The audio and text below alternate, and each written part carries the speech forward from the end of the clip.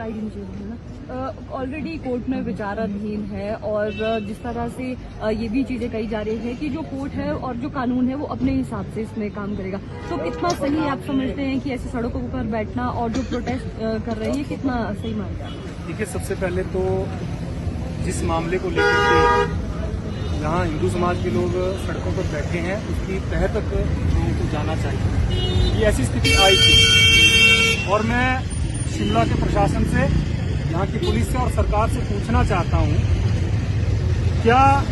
एक अवैध ढांचे के बीच में जाकर के नमाज पढ़ना उचित है? सरकार मुझे ये बताए कि क्या इस क्षेत्र की शांति को भंग करने का सबसे पहला प्रयास जिन लोगों ने वहां जाकर के नमाज पढ़ने के कारण हुआ, जिनके कारण हुआ, उनके ऊपर सरकार ने क्या एक्शन लिया? हिंदू समाज के लोगों के ऊपर हिंदू समाज ने आज असुरक्षा की भावना के कारण आज जिस प्रकार की घटना दिल्ली में हुई है और ये लोग कहीं भी जाकर के अल्लाह अकबर करके फट जाते हैं, तो यहाँ शिमला के संजौली के लोगों में ये डर है कि कहीं बाहर से आया हुआ कोई व्यक्ति यहाँ भी अल्लाह अकबर करके फट जाएगा।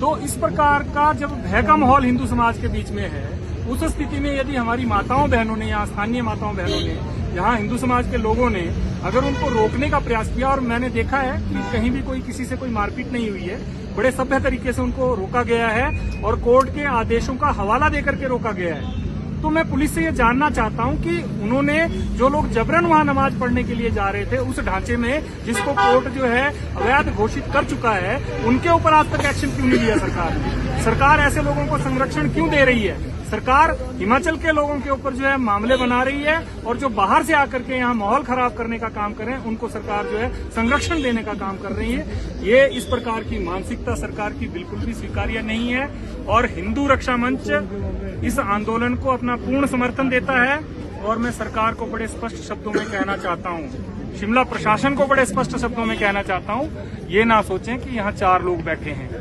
हिंदू रक्षा मंच को 4 से 4000 बनाना आता है और ये तय मानिए, मैं बड़े स्पष्ट शब्दों में कह रहा हूं, इस शुक्रवार को संजौली मस्जिद में नमाज नहीं होने दी जाएगी। हमारी पूरी तैयारी है, हिंदू समाज जो है पूरी ताकत के साथ यहां आएगा और सरकार ने यदि इस कोर्ट के नियम को अनदेखा करते हुए नमाज पढ़वाने का प्रयास किया तो उसके गंभीर परिणाम जो है शिमला में प्रशासन को और सरकार को भुगतने पड़ेंगे। और हम लोग कहीं भी इस आंदोलन से पीछे हटने का हमारा कोई प्रश्न नहीं उठता है, क्योंकि ये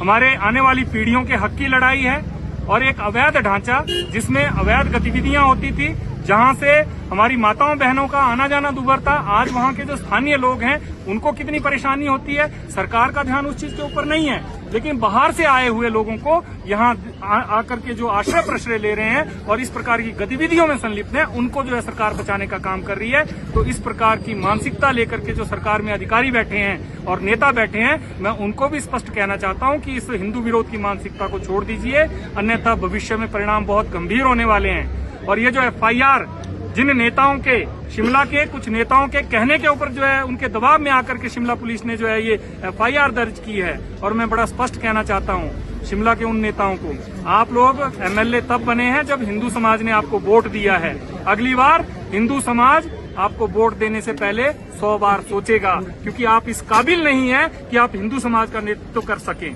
तो मैं बड़ा स्पष्ट कहना चाहूंगा, इस आंदोलन से हिंदू समाज पीछे नहीं हटेगा और जिस भी स्तर तक जाकर के हमको ये लड़ाई लड़नी पड़ेगी अपने हकों की, हम इस लड़ाई को लड़ेंगे और कंटिन्यू करेंगे।